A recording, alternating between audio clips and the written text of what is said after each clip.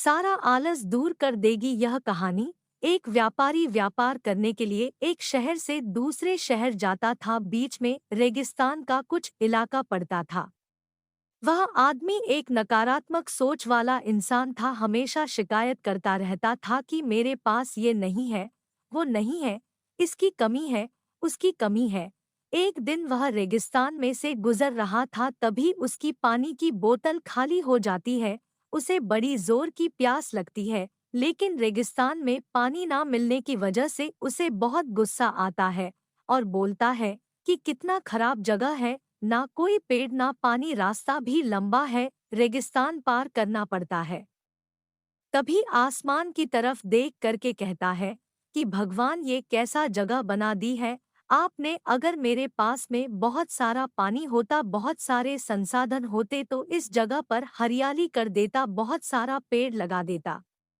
वह आदमी ऊपर देखकर ये सब बातें कह रहा होता है और ऐसा लग रहा था कि जैसे ऊपर वाले से जवाब का प्रतीक्षा कर रहा हो कि भगवान कुछ कह दे। अब चमत्कार ये हुआ कि वह जैसे ही नीचे देखा, उसे अपने आंखों के सामने एक कुआं दिखाई दिया। वह पूरी तरह से घबरा गया क्योंकि उसने कभी भी उस रेगिस्तान में कुआं नहीं देखा था। वह कुएं के पास पहुंचा और देखा कि कुआं पूरी तरह पानी से भरा हुआ है, परंतु वह आदमी नेगेटिव सोच वाला था और हमेशा शिकायत करता रहता था। और फिर से आसमान की तरफ देखते हुए बोला, भगवान, पानी से भरा हुआ कुआं तो दे दिया, लेकिन पानी निकालूंगा कैसे? तो इस बार जब वह नीचे देखा तो फिर से चमत्कार हुआ। उसे कुएं के पास रस्सी और बाल्टी दिखाई दी, लेकिन आदमी फिर से ऊपर देखा और बोला, भगवान, अब इस पानी को ले जाऊंगा कैसे? तभी उसको एहसास हुआ जैसे उसके पीछे कोई है। वह पीछे मुड़कर देखा तो एक ऊंट खड़ा हुआ होता है।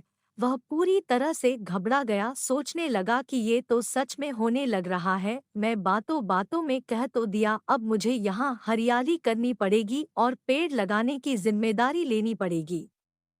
आदमी को पानी से भरा हुआ कुआं मिल गया, बाल्टी और रस्सी मिल गई, पानी को ले जाने के लिए ऊंट भी मिल गया, सब कुछ मिल गया। अब वह आदमी सोच रहा था कि ये मैं बातों बातों में क्या बोल दिया, ये तो गड़बड़ हो गया। अब वह तेजी से दौड़कर भागने लगा। वह भाग रहा था, उस जिम्मेदारी से बच रहा था। तभी एक कागज उड़ते हुए आया और इसके शरीर से चिपक गया।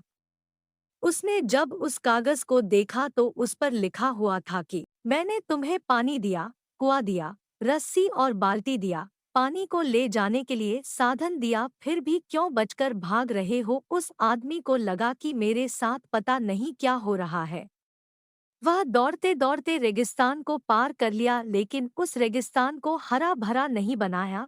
यह कहानी हमें सिखाती है कि हम में से बहुत सारे लोग ये कहते हैं कि बड़े स्कूल में पढ़ लिया होता या बड़े कॉलेज में चला गया होता तो ये कर लेता।